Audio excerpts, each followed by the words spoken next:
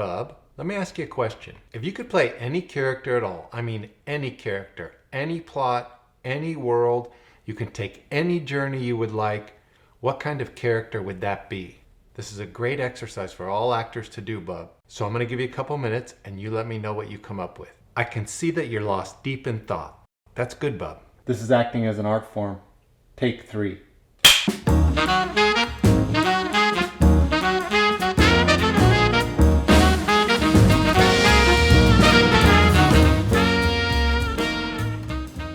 We ended the last episode with a quote about imagination, limitation, and possibilities, and it's the imagination part that I want to start this episode with. We have an exercise in class that I call the Larson exercise, and it's named after the genius Gary Larson, who created the single-cell cartoon strip known as The Far Side. This is one of his many books that he ended up putting out, but The Far Side started with a syndicated cartoon strip that appeared in almost every newspaper in the entire country. Then Gary went on to put his work in many books, and they appeared all over the world and just became a cult phenomenon. Gary Larson was able to create, capture, and present these enormously rich worlds that were conveyed to us with a single-cell cartoon and maybe just one simple line of dialogue in the caption.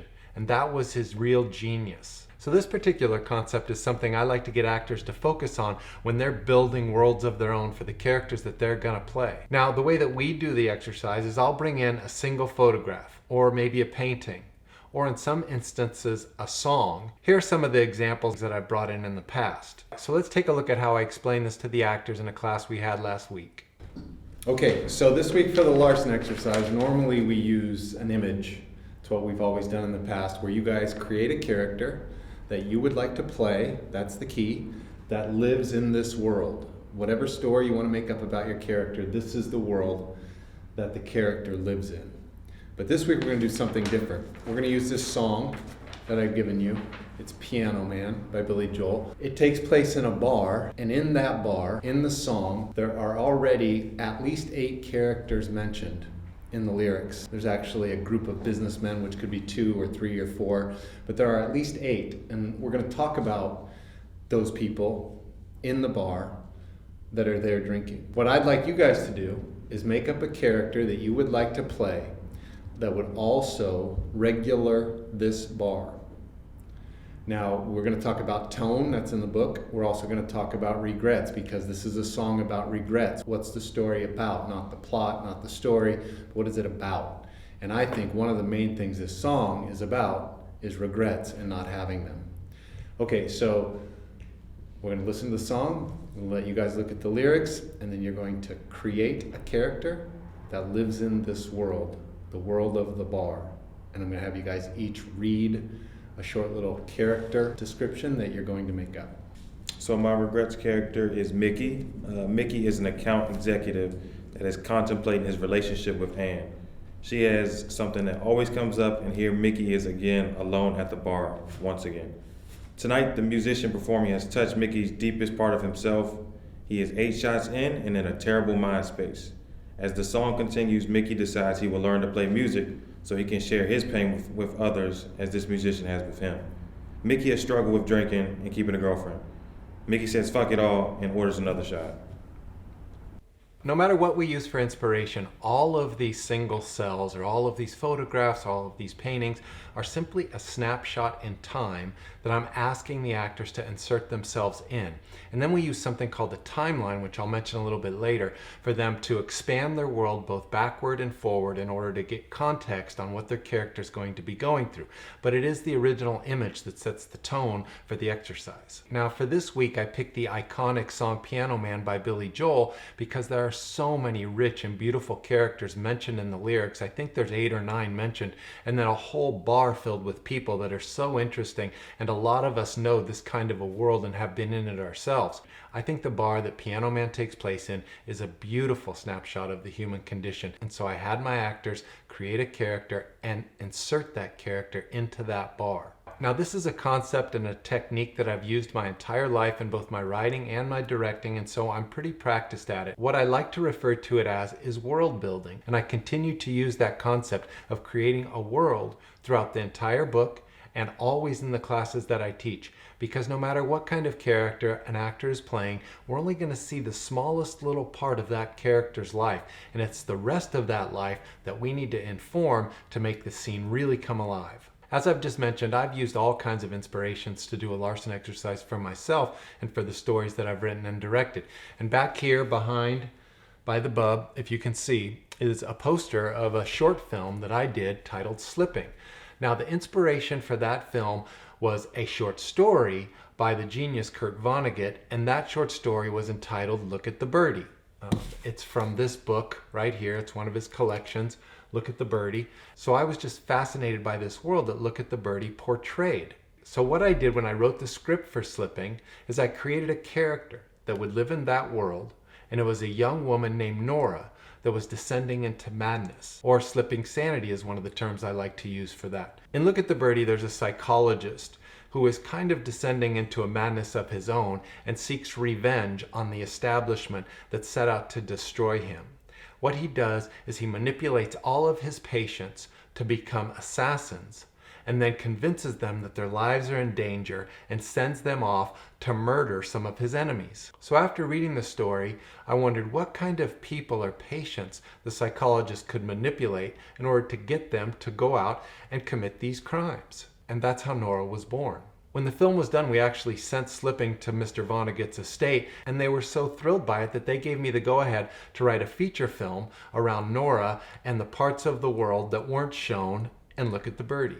I made Slipping maybe 12 years ago, and the story and the world have stayed so present in my mind that I actually put a one-page scene in my book from the same world titled Problem Solver. I think that's scene number 53, I'm almost certain. So once my actors create these worlds that their characters live in, oftentimes they'll come to me and I'll write them additional material for the character for them to go ahead and continue to work on a world that fascinates them. The Larson exercise is a great exercise, and although I'm pretty practiced at using this technique, what I've found is that imagination is a muscle, and the more that our actors use that muscle and flex that muscle, the better they become at building these worlds. I have 25 years of experience and probably more than 1,000 actors that I've used this exercise with, and I think as they apply the exercise with the rest of the tools in the system, all of them have been able to expand their imaginations and their performance level through doing this exercise. Let's transition to another reason why we do this exercise and how it can be beneficial to actors.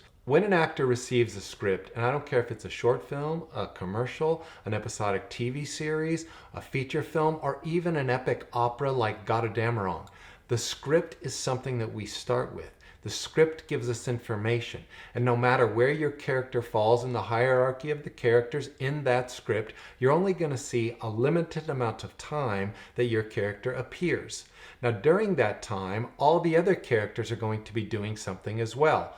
Let's say it's a day or 2 days or 3 days, or whatever length of time that the story takes place over. Even if you're the central character, we're only going to see 1 and 2 minute snapshots of that character's world. The rest of the world needs to be informed. And using the Larson exercise to expand your imagination will help you to inform those worlds based on the scripts that you're given. I mentioned the word timeline. Timeline is an essential tool in our system for actors to master. And let's take a look at how I create timelines and one of the ways I teach actors to use this tool with all of the other tools in their toolbox. Remember, we start with the events in the script, and if there isn't a specific time or day or month specified in the stage direction, I really find that if the actors will assign that day and time in which their first scene begins and then work both backward and forward from that point, it really helps for them to get an idea about what their character has been through and what they're about to go through,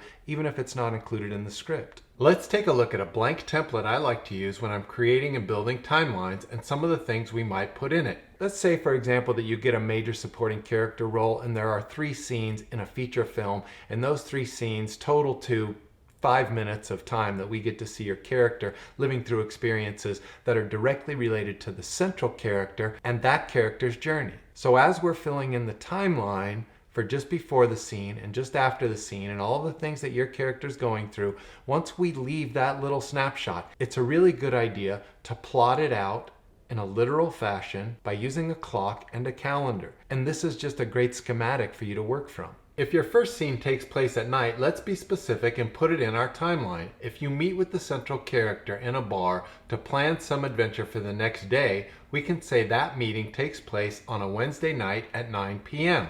The second scene your character is in might take place the next day in a hotel lobby Thursday morning at 9 a.m. when you meet up with the central character again to go on the adventure you planned the night before in the bar. Now fill in the timeline with as many relevant details as you can for your character over the 12 hours in between those two scenes. This way you can establish the communion, tone, and emotional resonance necessary for the scene in the hotel lobby. Keep in mind the film might have scenes in it for the central character in those 12 hours that your character isn't in, and you should consider those as well. Finally, the third scene might take place at high noon the next day when your character gets killed by the villain, so the central character can go on to avenge your death. Sorry about killing you off that way. Now use the timeline to bring the world alive by filling in everything your character went through in between his or her 3 scenes. There is no limit to how detailed and specific you can get when creating a timeline for your character. If you think about some of the epic novels, you sometimes get to watch a character go through weeks, months, or even years of their lives as the novel plays out. That's the kind of expansion I want actors to do for all of their characters, no matter how large a role they've been given. So that's it for Timeline. You can find Timeline in the book, and the book is available on Amazon with the link below if you want to follow along. Please leave a comment below and let me know anything that you're interested in hearing about in the acting profession or acting in general, and I'd be glad to try to do an episode on that. I'm going to keep this episode a little bit shorter because I got some comments from episode 2